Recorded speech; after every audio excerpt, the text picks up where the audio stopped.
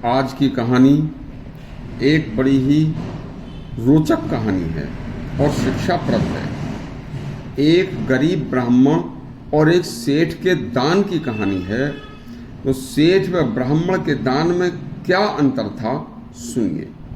एक बहुत पुरानी बात है कि एक नगर में एक अति भक्ति भाव से सात्विक जीवन जीने वाला एक धर्मात्मा ब्राह्मण रहता था। उस ब्राह्मण की टूटी फूटी सी झोंपड़ी एक सेठ के आलीशान भवन के सामने थी।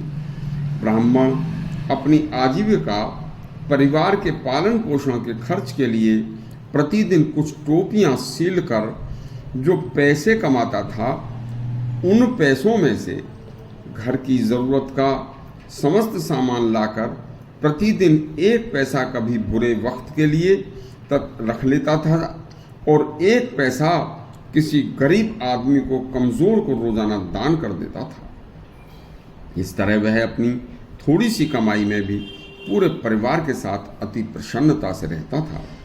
ब्राह्मण की यह आदत देखकर सामने महल में रहने वाले सेठ ने भी रोज़ाना की कमाई में से कुछ पैसा अलग निकाल कर रखना शुरू कर दिया।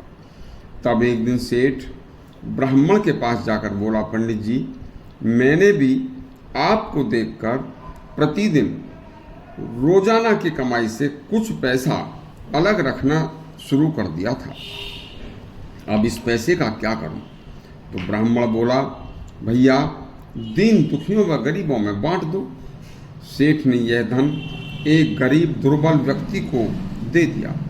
दुर्बल व्यक्ति सेठ को आशीर्वाद देता हुआ चल दिया। फिर सेठ भी चुपचाप उस गरीब आदमी की आंखों से बचता हुआ पीछे पीछे उसके चल दिया।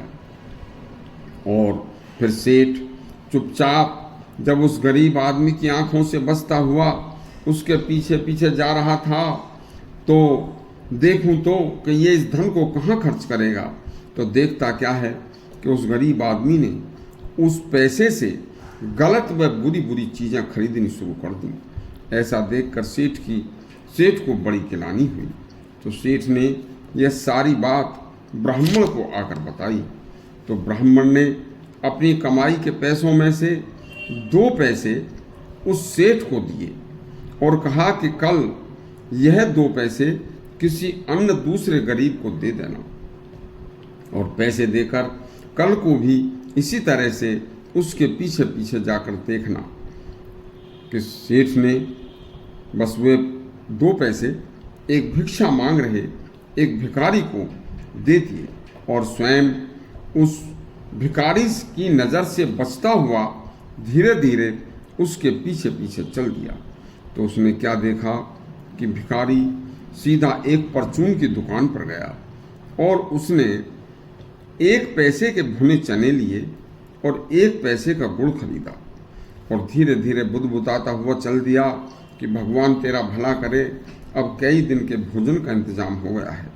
और रास्ते में चलते चलते उसने अपनी झोली में से एक चिड़िया निकाली और उसे खुले आसमान में उड़ा दिया।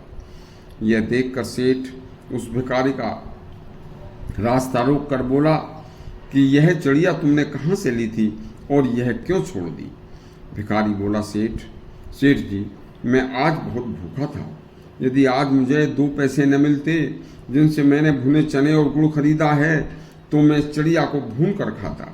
लेकिन जब भगवान ने मुझे मेरी भूख का इंतजाम कर दिया, तो फिर मैं इस चिड़िया की हत्या क्यों करूं? यह सारी घटना भी सेठ ने ब्राह्मण को आकर बताई। पंडित जी बोले, सेठ जी, जो हमारे पास धन है वह धन किस स्रोत से हमारे पास आया है? यदि वह धन अनीति से या अन्यायपूर्ण पापपूर्ण तरीके से, अधर्म से या बिना श्रम किए हमारे पास आया है, तो प्रकृति का नियम है कि वह धन पाप कर्म में ही लगेगा और उस पाप कर्म का भागीदार तुम स्वयं भी होगे।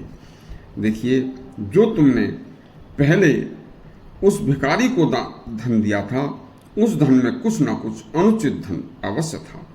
देखो, यदि श्रम व उचित पूर्वक धर्म पूर्वक कमाया हुआ धन तुम्हारे पास है और तुमने उस धन को पुण्य कार्यों में दान किया है, तो पुण्य में, धर्म, अच्छे अच्छे कार्यों में किया हुआ दान सदा दान दाता को निरोग रखकर प्रसन्नता प्रदान करता है, सुखी जीवन देता है तथा अपने जीवन लीला को समाप्त होने पर श्री हरि के चरणों में स्थान देता है।